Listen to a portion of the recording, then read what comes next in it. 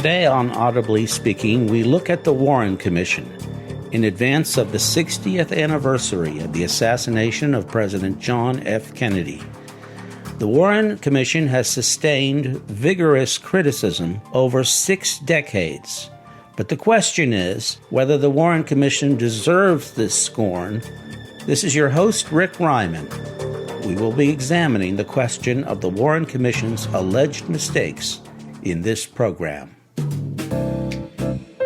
Hi, I'm Rick Ryman, host of Audibly Speaking, a show on the stories behind the stories of our time. By sounding out on these stories, we give voice to them and hear them for the first time.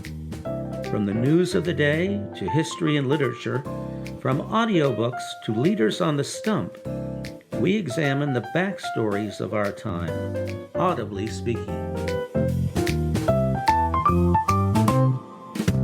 The subject of today's podcast episode, in commemoration of the 60th anniversary of the assassination of President John F. Kennedy, is a discussion of the myths about the Warren Commission. I don't think there is any subject that has been more shrouded in myth than the Warren Commission, of all the aspects of the Kennedy assassination that we might talk about. President Lyndon Johnson decided to form the Warren Commission on the Friday after the shooting of President Kennedy. Many people suspect that Johnson wanted to use the Warren Commission to cover up some kind of governmental conspiracy or foreign conspiracy or mob conspiracy. Take your pick. All three have been suggested, but that Johnson wanted to cover up the involvement of others in the shooting of President Kennedy by Lee Harvey Oswald. This is myth number one. Johnson really had no choice but to establish the Warren Commission. And if we look at the things that were happening in the week between the assassination and his decision to do so, we see that that decision was perfectly reasonable and logical. Remember that Lee Harvey Oswald was shot to death on Sunday, November the 24th, just 2 days after the assassination. Oswald would normally have been tried by a jury of his peers, and the American people would likely have accepted the verdict of the jury, which almost certainly would have been guilty, just as the nation found other assassins of U.S. presidents guilty in the past. But Oswald could not be put on trial. And so Johnson faced a problem. The whole nation faced a problem. And that was, how do you help the American people understand what happened on November 22nd if you don't have a trial of the accused? Now, actually, the killing of President Kennedy was not a federal crime at that time. So the jurisdiction of the case was in Dallas, Texas. And in fact, one Dallas official tried to prevent the Secret Service from taking the president's body on November 22nd back to Washington because he felt that the autopsy, because of law, had to be conducted in Dallas. Well, the Secret Service sort of stormed out of the hospital with Kennedy's body, and that was actually a violation of the law, but given the circumstances, it's understandable. But between that Sunday when Oswald was shot to death and the time when Johnson established the Warren Commission on Friday, November 29th, there were efforts by Dallas to investigate the assassination, efforts by the state of Texas to do so, and there were also rumblings in Congress that Congress would set up its own investigatory apparatus. Now, this was an exercise in confusion, and the Assistant Attorney General, Nicholas Katzenbach, urged Johnson to set up an independent investigatory body, that is, one that would have its own subpoena powers and be able to investigate the assassination without interference from any other federal agency or the president. An investigative body that would be able to command the cooperation of the other federal agencies in Washington to get to the bottom of the assassination. So Johnson established a commission of the highest social esteem in the nation. It was a bipartisan panel. There were as many Republicans on it as Democrats. There were 2 congressmen on it. There were 2 senators on it, like Noah's Ark, practically. And in addition to that, there were wise men from the American establishment, like John J. McCloy and Allen Dulles, the former head of the CIA, a one-time friend of the president's, still a friend of the president's family, but the man who had been fired by JFK following the spectacular failure of the Bay of Pigs. So there were other, of course, famous Americans on the committee, and we will look at them in turn. They included people like Richard Russell, the senator from Georgia, who was a Democrat and an ally of Johnson's, but who was a fervent conservative and hostile to the Chief Justice, who was in charge of the investigation as chairman, Earl Warren. So this got high marks at the time, and it probably should have gotten high marks. The commission was allowed to investigate the crime without recourse to permission from the president and without interference from any federal agency. And indeed, the federal agencies were commanded to cooperate with the Warren Commission. They did not do so in the event, but that was because they had secrets that they wanted to keep, and they were determined to keep them from the Warren Commission. The Warren Commission did not know what it did not know, and therefore it could not compel cooperation or the release of these secrets when at the time they didn't know any of them existed. So the Warren Commission got to work immediately, and the myth is that they worked hand in glove with Johnson to cover up the assassination, and that Johnson from the get-go was determined to silence any of the truth regarding the assassination and was using the Warren Commission as his weapon to do so. Now, the Warren Commission was given the FBI's investigation, which had been rapidly completed in November and December of 1963. Remember, the assassination happened on the 22nd, but by the end of the year, barely 5 weeks later, J. Edgar Hoover had declared that he had pretty much wrapped up his investigation and that he knew exactly what had happened. Now, the Warren Commission has been taken to task for allowing the FBI to carry out the investigations that the Warren Commission needed done rather than set up its own investigatory apparatus. But let's try to maintain ourselves in the world of reality. The alternative to using the FBI as the Warren Commission's investigatory arm was to enter a fantasy land in which the Warren Commission could do its own investigation as well as the FBI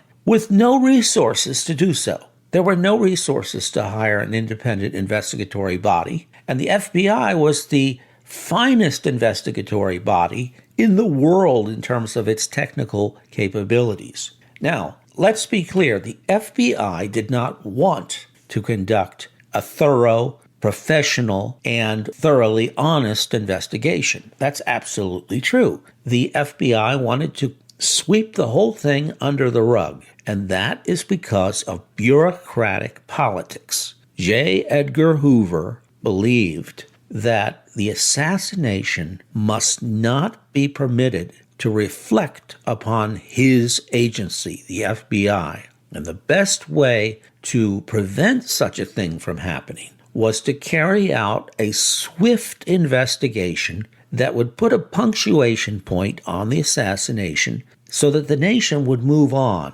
Hoover was also extremely concerned, as he should have been, that his agents had been at fault for not identifying Oswald before the president was assassinated, and that people would blame the FBI for the assassination. He had reason to fear that because, in fact, his FBI agents in Dallas had done a poor job of following the leads of Oswald's movements and dangerous activities in the months before the assassination. Hoover didn't know how bad they had been because these lower-level FBI agents covered up their misdeeds from Hoover himself. But Hoover didn't want to take any chances, and so he wanted to wrap up the investigation very swiftly. So the FBI's investigation in November and December 1963 was rushed. And because it was rushed, the FBI made a number of errors in its conclusions. For one thing, the FBI concluded that every shot that Oswald fired, and he was supposed to have fired 3, hit someone in the car. The first shot hit Kennedy, the second shot hit Connally, said the FBI, and the third shot hit Kennedy in the head. We now know that this was not true. The first shot actually missed. The second shot hit both JFK and John Connally, and the third shot was the one that struck President Kennedy in the head. But the FBI reported differently in December 1963. They also got some of the evidence wrong in the assassination, again, because they had rushed their report. Now, does this mean that the FBI should have been shut out of the investigation from that point on?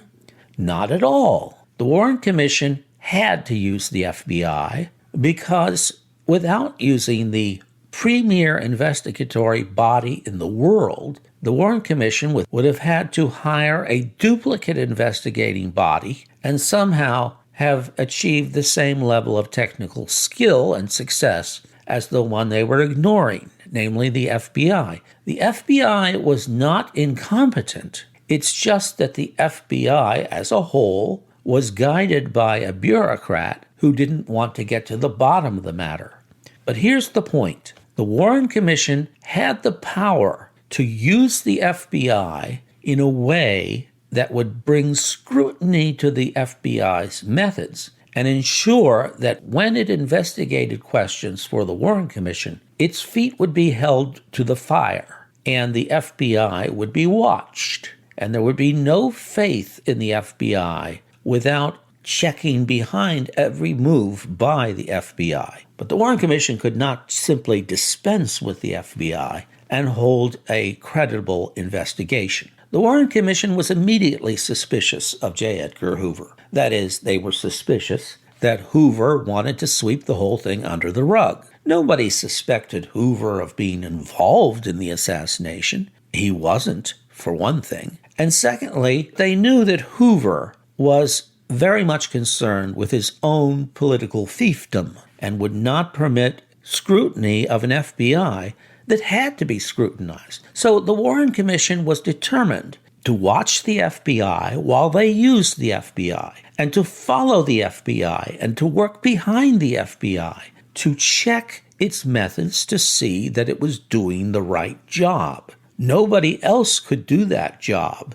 And the FBI could do it just fine as long as they were scrutinized, which the Warren Commission was determined to do. The commission met in executive committee meetings in December and January 1963 and constantly berated the FBI report. They knew that they would have to investigate the assassination afresh and that they could not rely on the FBI report, which they knew was riddled with errors. But in those days, agencies of the government didn't come out in public and assail one another. They handled their disagreements in private. So, what did the Warren Commission decide to do? Well, the Warren Commission decided to interview hundreds and hundreds of witnesses, and they proceeded to do that in private sessions. These sessions were not televised at the time.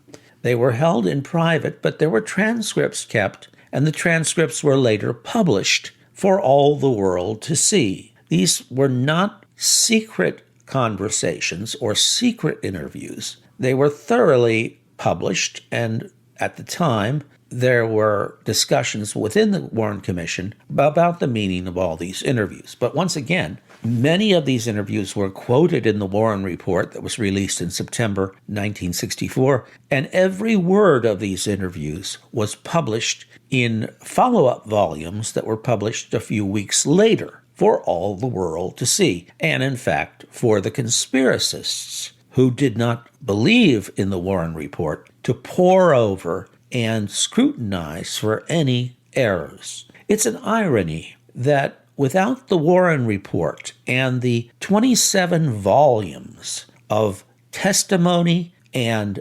documentation released by the Warren Commission in 1964, the conspiracy critics would have had nothing to work with. In those days, they couldn't just access government files. They were typically held by the National Archives for decades and not available to researchers. This was before the Freedom of Information Act. And so without the Warren Commission publishing vast quantities of documentation in its 27 volumes of hearings, transcripts, and documents, the conspiracists would have had nothing to say, would have had nothing to work with, and we would never have heard from them.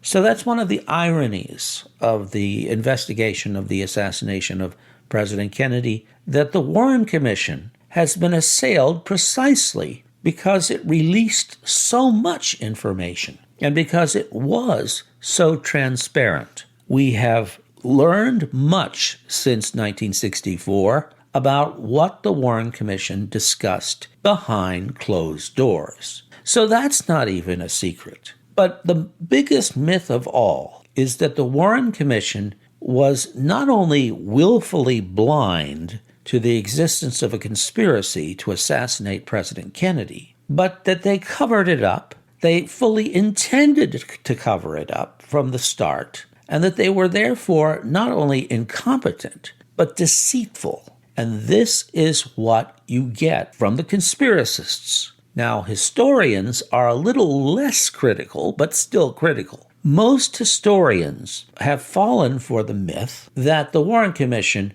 was simply incompetent, that they did not do a good job of investigating the assassination, that they failed to ferret out truths that they should have uncovered, and that therefore the Warren Commission's Warren Report was a slipshod job, not a con job. Historians do not blame the Warren Commission or assert that the Warren Commission was full of co-conspirators of Lyndon Johnson, or that they were trying to sweep the truth under the rug. But they do accuse President Johnson of trying to rush the report through so that he could move on with the business of the nation and move beyond his predecessor, whose memory hung over Johnson. And so we have to investigate the Warren Commission from a more sensible perspective. Here is the truth. The Warren Commission set out to do a responsible job. They did not trust anyone in the pursuit of their leads. Of course, they didn't assume that President Johnson was a conspirator, but they weren't going to rule anything out. They were suspicious of Cuba, they were suspicious of the Soviet Union, and they didn't have any qualms about looking into the possibility that either of those nations might have been behind the assassination. They couldn't help but wonder, because the assassination was a riddle wrapped in a puzzle surrounded by an enigma. And they knew that. And they knew that there would be no trial of Lee Harvey Oswald. And they also knew that Oswald's murder was extremely suspicious, and that the American people would take it that way. Now, a few days after the assassination, Nicholas Katzenbach, the Assistant Attorney General, who had taken over the case for the Justice Department because the Attorney General, Robert Kennedy, was grieving the death of his brother and in no condition to lead the investigation, Katzenbach wrote a memo to Bill Moyers, who was a presidential assistant for the new president, President Johnson. Katzenbach, in this memo, advised Moyers to make sure a presidential investigation would be supported by President Johnson, or to persuade President Johnson to support a presidential investigation, which of course he did in the shape of the Warren Commission. But Katzenbach's argument was that the American people would have to be helped to understand that the assassination had occurred at the hands of one man, and that there were no conspirators that had helped him do the deed.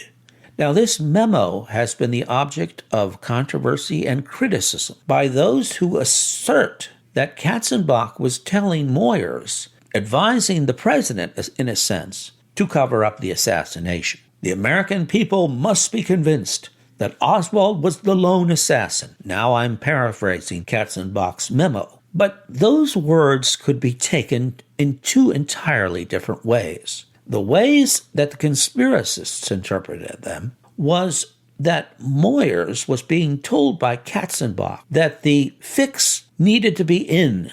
In other words, that even though Oswald was, or probably was, involved in a conspiracy, that the American people would have to be told otherwise and be made to be convinced that something that was not true was in fact the case.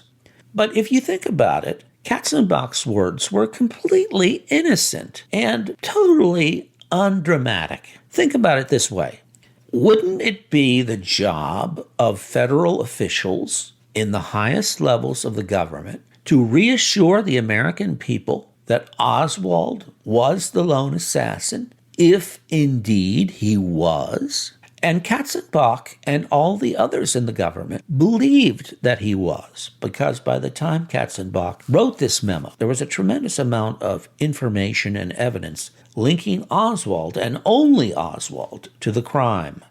And so Katzenbach believed that Oswald was a lone assassin. But if the American people did not believe that, even though it was true, then the government would be faced with a roiling public that simply did not have to be concerned about a conspiracy if there was no conspiracy. So that's what was behind Katzenbach's memo. He might have said, just as well, that we know that Oswald was guilty. We know that he acted alone. Or we think we know that. We're pretty sure he did. And if that is true, we must worry about a nation that is riven by dissension over a non-fact, namely the idea that Oswald was part of a conspiracy. So the American people would need to be convinced, because they were certainly not convinced at the time that Katzenbach wrote his memo. And so Katzenbach, who testified about this memo in the 1970s, clearly explained that he was anticipating that the evidence would continue to come in as it had already come in, making it clear that Oswald was a lone nut who accomplished the assassination all by himself and for his own inscrutable reasons. He was not involved in a conspiracy. Katzenbach knew that Oswald was not the kind of person who could be involved in a conspiracy because he was such a loner and such a malcontent who was suspicious of everybody and who could not be organized by anybody. So Katzenbach was telling Moyers, well, we have to have some kind of investigation, because otherwise the American people would never be satisfied that Oswald was the lone assassin, even though he was, or if you prefer, even if he was. So there would be an investigation. And I think Katzenbach, in the back of his mind, also believed, well, if I'm wrong about Oswald, this commission will come to the bottom of it. So certainly Katzenbach did not believe the Warren Commission would ignore evidence that might show the existence of a conspiracy. He simply didn't believe that such evidence existed or would materialize. And if that was the case, you still have to worry about a divided public that didn't understand that. How could they understand it? Oswald was dead. He was not going to have a trial. How could they possibly understand the truth, one way or the other, without an investigation to flesh out the truth? And so the only way to look at Katzenbach's memo in a suspicious way is to look at it without seeing two sides to the memo. One, yes, Katzenbach believed that Oswald was guilty, and only Oswald. His words reflected that. But secondly, he had to be concerned about a divided public in the absence of an investigation. So I think that Katzenbach would have been derelict in his duty had he not proposed an investigation. And the very conspiracists who cried foul and who wanted a new investigation in 1965 and 66 and after that would have been the first to cry foul if Katzenbach had said, let's not have an investigation in the week after President Kennedy was killed. Instead, he said, let's have an investigation, because the American people would demand it. So I spend so much time on this question of the Katzenbach memo because it's a perfect example of how the context of these decisions, the context of these comments, are constantly being ignored by non-historians. And by that I mean people who don't think historically, who don't bring in the contemporary concerns of the moment, as well as the contemporary concerns of that time in American history. So now let's look at the work of the Warren Commission, the decisions they made following the investigations they conducted. And we will see that the myth of an incompetent, much less conspiratorial commission, is just that, a colossal myth that must be cleared away by historians and other writers, and is on the verge of being cleared away today by a magnificent new book on the horizon, which we'll talk about at the end of the program.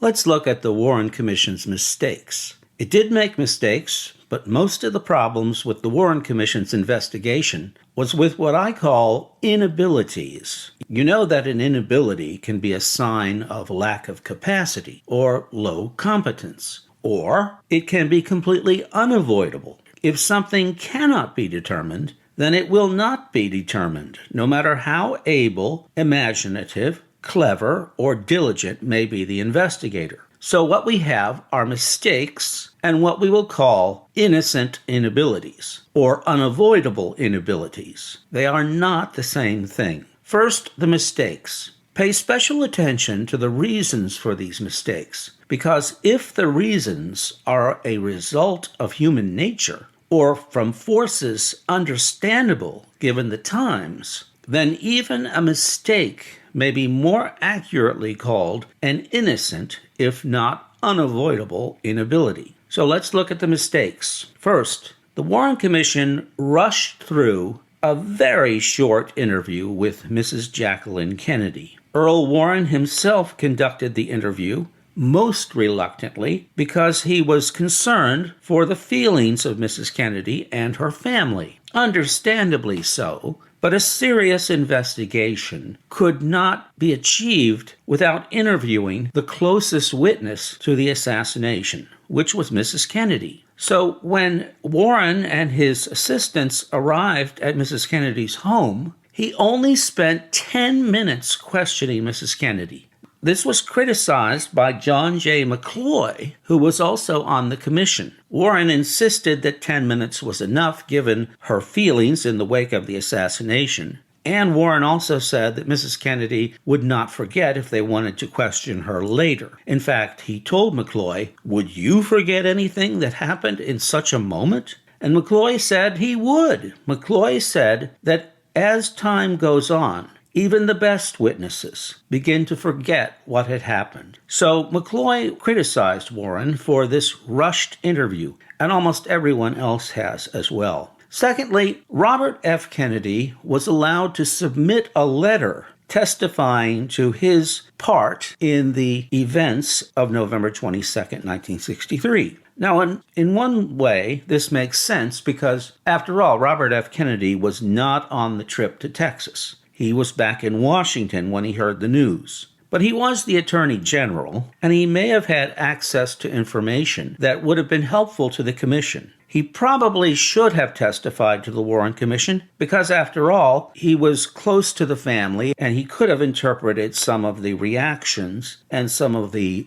events that led up to the assassination. But also, as we now know, Robert F. Kennedy knew a lot more about the potential background of the assassination than anybody suspected at the time. In fact, one of the reasons for Robert Kennedy's grief over the next 6 months and even the rest of his life was because Kennedy likely blamed himself. And to a certain degree, as agonizing as this was, he probably blamed his brother for his own assassination along with himself because Robert Kennedy understood that the two Kennedy brothers had been waging a conspiracy, in essence, to assassinate Fidel Castro via the CIA. The two Kennedys were constantly urging the CIA to do more to make sure that the Castro regime would be removed from power, even if that meant through violence. And so Robert F. Kennedy did not want to have anything to do with the Warren Commission. He didn't want to think about it. He didn't want to testify before it. And he didn't even want to send a letter. But send a letter he did, and it was very short. It expressed confidence in the Warren Commission's ability to ferret out the facts behind the assassination. But of course, Robert F. Kennedy knew more than the Warren Commission did, and he suspected that if the Warren Commission was going to really determine the facts, it would definitely have to include the possibility that Castro had gotten wind of the CIA conspiracies and that he simply got to John Kennedy before the Kennedy brothers could get to Castro. And so what Kennedy knew, what the CIA knew, was vital to the work of the Warren Commission, and the Warren Commission never heard about it. The CIA certainly didn't tell the Warren Commission about it. Allen Dulles, who was a commissioner on the commission, he certainly didn't disclose the secrets, but he certainly knew about them. And so the Warren Commission as a whole did not know what it did not know. And this may be called an unavoidable inability on the commission's part, because how can you demand access to a secret that you don't even know exists? And so, although the Warren Commission has been taken to task severely for not blowing the cover off of the CIA's secret, given the times, it's hard to see how they could when those in the know were tight-lipped about that secret. The Warren Commission certainly did not know about it. Now, a third mistake, and this was a mistake, was the failure to avail themselves, that is, the Commission's failure to avail itself of the autopsy photographs that were taken of the assassinated president. These autopsy photographs were critical to determining the trajectories of the bullets, the path through the bodies, and whether the injuries of Connally lined up with the injuries of Kennedy, which was essential to the determination of the accuracy of the so-called single bullet theory, that is, the theory about the second bullet, which allegedly struck both men, and which helped validate the idea that Oswald by himself could have accomplished the assassination by firing just 3 shots. Well, the Warren Commission did not use the autopsy photographs. Warren himself viewed those ghastly exhibits, but he believed that they were too horrible for others to see, and he refused to allow them to be seen by either the commissioners or the Warren Commission staff. Once again, no serious investigation could be claimed to be serious without a careful examination by those tasked with investigating the assassination of the autopsy photographs. So this was a terrible mistake on the part of the commission. It was a totally avoidable mistake, but the explanation for this mistake is not a conspiracy, but the sensitivities that Earl Warren, who viewed himself almost as a father to the late president, the sensitivities that Warren possessed towards the feelings of the Kennedy family. Yes, he shouldn't have had those sensitivities. They were bad news for the credibility of the investigation, but they were also human nature. And although we can criticize Warren severely for this tenderness of feeling, which had disastrous results in terms of the credibility of the investigation, we can see that his motives were not to protect the conspiracy, but basically to protect the feelings of the Kennedy family. This autopsy photograph example is a good example of the kind of evidence that was a problem at the time, but which was not a problem over time, because in future investigations, the autopsy photographs would be scrutinized to a fare thee well, thoroughly examined, thoroughly studied. And in the House Select Committee's investigation in the 1970s, the autopsy photographs would be so comprehensively studied that there would be no more grounds for wondering if the bullet trajectories lined up to support the single bullet theory. So here we have a situation where the Warren Commission made a mistake. It was an egregious mistake. There was no defending it at the time. There was no good reason for it. But there was a human reason behind it, not a conspiratorial reason behind it. And the lack of study of the artifacts, the autopsy photographs, did not have to be a permanent omission. When you think that the assassination was reinvestigated in the 1970s and the autopsy photographs turned out to lead to no overturning of the Warren Commission's findings, to the extent that the House Select Committee disagreed with the Warren Commission, it was not because of the autopsy photographs. Another error was somewhat minor, but Earl Warren had a tendency to lose patience with reporters. And when reporters hectored him, demanding information about the state of the ongoing investigation in February or March 1964, and asked if they would ever see the documentation from the investigation, Warren actually said, "Yes, you'll see it, but probably not in your lifetime." That was probably the worst thing that Warren said during the course of the investigation. And I suppose this was a result of his impatience and his feeling that the august Supreme Court Chief Justice and his august fellow commissioners would not lose the faith and following of the American people. And so Warren was not careful in his talk to the reporters. But of course, that has been seized on by conspiracy critics as some kind of diabolical statement that the Warren Commission was not going to reveal secrets that would show a different outcome in terms of the investigation of the assassination than the one that the Warren Commission was prepared to release. It was a political mistake on Warren's part and no more. Another mistake was to have an artificial deadline. The Warren Commission was hoping that it could finish its work by the summer of 1964. When they found that they could not do that, they were given more time, and they were allowed to keep working until September 1964, when they finally released the report. President Johnson was in a campaign for election in his own right as president. And Johnson politically very much wanted the Warren Commission to wrap up its work before the presidential election because he did not want it figuring in the campaign. Johnson didn't know whether it would be a hindrance or a help, but he wanted to put as much distance between himself and his predecessor simply because he wanted to be his own man.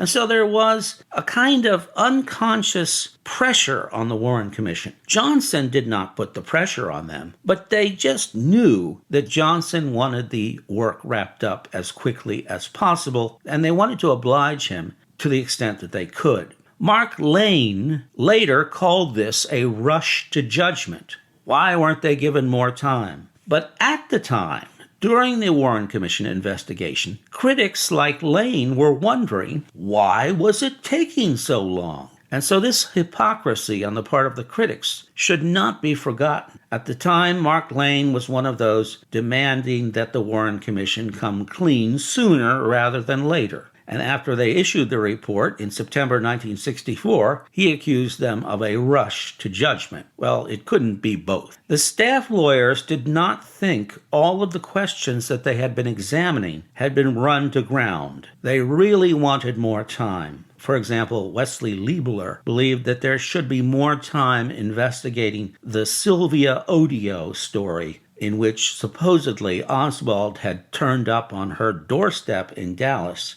in late September or early October 1963 with two Cubans connected to anti-Cuban political movements. A sixth mistake was the failure to televise the hearings. Now, this is seldom discussed as a possible problem for the commission or a possible error or mistake, whatever you want to call it. But we know that congressional hearings and investigations had been televised before. For example, the Kefauver hearings and the Army McCarthy hearings in the 1950s. Given the fact that the JFK assassination had been the most televised event in history, there was a reason to believe that the Warren Commission hearings could also be televised. Had they been televised, the American people would have gained more access to the evidence against Oswald, the overwhelming evidence, and they would have been able to see, much as one could see in a jury trial, the evidence begin to stack up against Oswald and against no one else. But instead, the hearings were held in secret,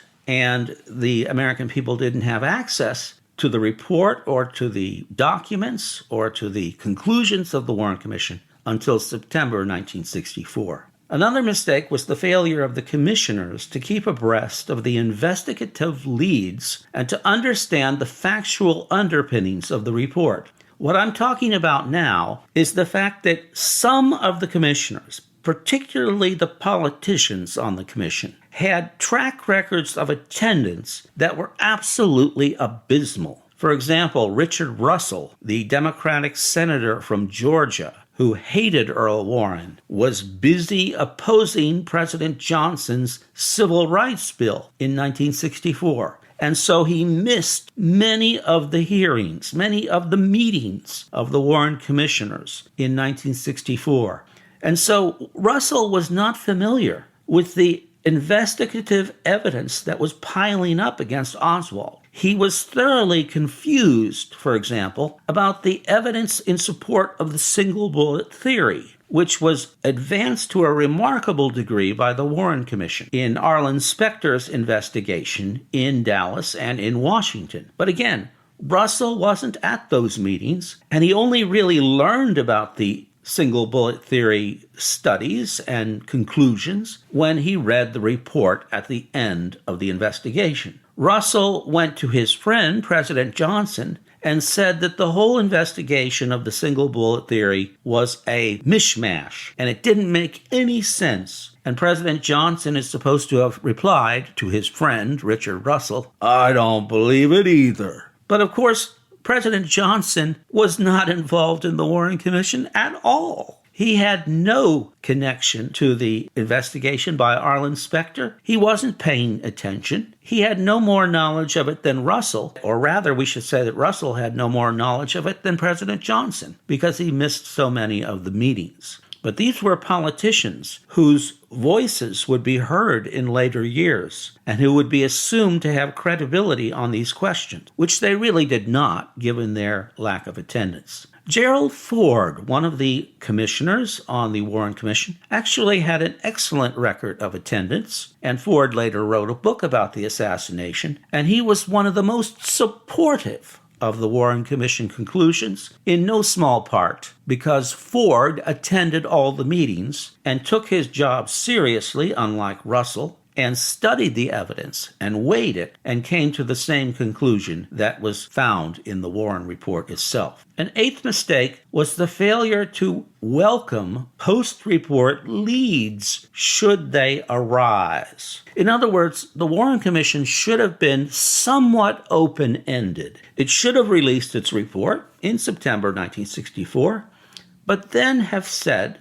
"We are open to considering new evidence should new evidence arise." In that way, the Warren Commission would have immunized itself from criticism for rushing the report, and there would have been an opportunity for the Warren Commission to answer questions as they arose over the next few years. But, of course, President Johnson would not have liked that because he wanted, again, to be his own president. And he did not want the ghost of JFK to be following him indefinitely. So that was not done, but it should have been done. Again, investigations don't usually end in an open-ended fashion. So given the history of investigations, given the times in which these investigations were happening, given the politics of 1964, it's unrealistic to expect the Warren Commission to have an open-ended investigation. And as a result, we might consider this to be an unavoidable inability. A ninth mistake was a little bit hard to explain, but let me try.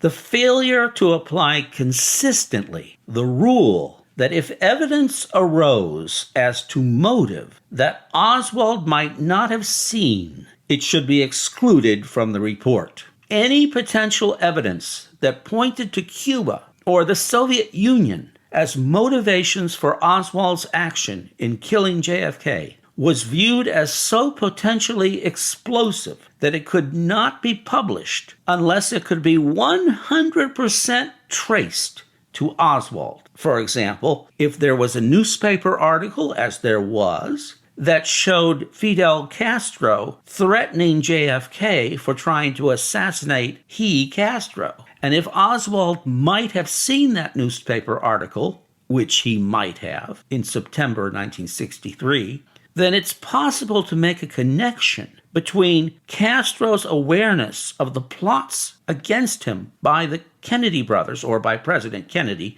That's what Castro said in September 1963. Oswald could have seen this newspaper article, and that could have motivated him to do what he did on November 22nd, 1963. But the commissioners, especially Lee Rankin, who was in charge of the legal staff, refused to publish this September article in the New Orleans Times-Picayune showing Castro accusing Kennedy of plotting to assassinate him. Rankin refused to publish that in the Warren Report because there was no hard 100% evidence that Oswald actually saw this article. Never mind the fact that Oswald was an inveterate newspaper reader. Never mind the fact that Oswald did not have a TV, and he got all his news from the newspapers. And he always managed, or almost always managed, to read the papers on a regular basis. This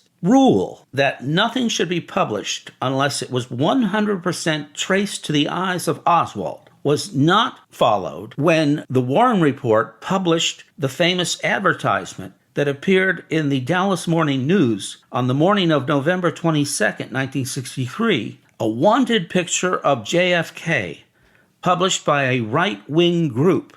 There's no evidence that Oswald saw that either, but Rankin allowed that to be published. But they were so afraid of opening up a political can of worms that might lead to World War III by linking Oswald to the Soviet Union or to Cuba. And they did not know, of course, about the CIA's plots against Castro, which Castro was alluding to, that they refused to apply the same standard to this September article in the New Orleans Times-Picayune that they did to the advertisement in the Dallas Morning News on November 22nd, 1963. In view of what we now know, this refusal seems more diabolical. But in view of the fact that people didn't know this connection, didn't know that the Kennedy brothers were plotting to assassinate Castro, it seems to be another innocent inability, although perhaps less innocent given the contradiction of publishing one such article and not another. If Rankin had been more courageous on this issue,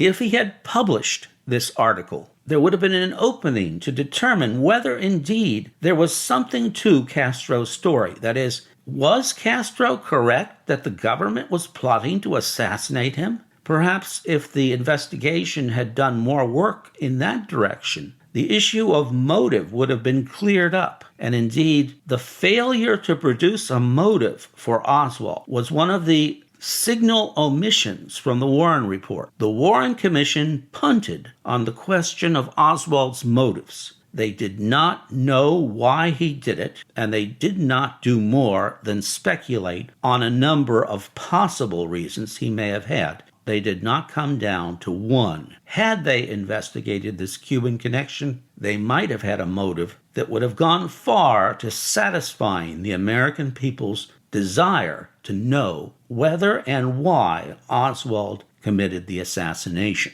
This would have laid conspiracy theories to doubt, but it would also have created political problems for the Johnson administration, which was inheriting the Kennedy administration's foreign policy with all its skullduggery as well as with its achievements.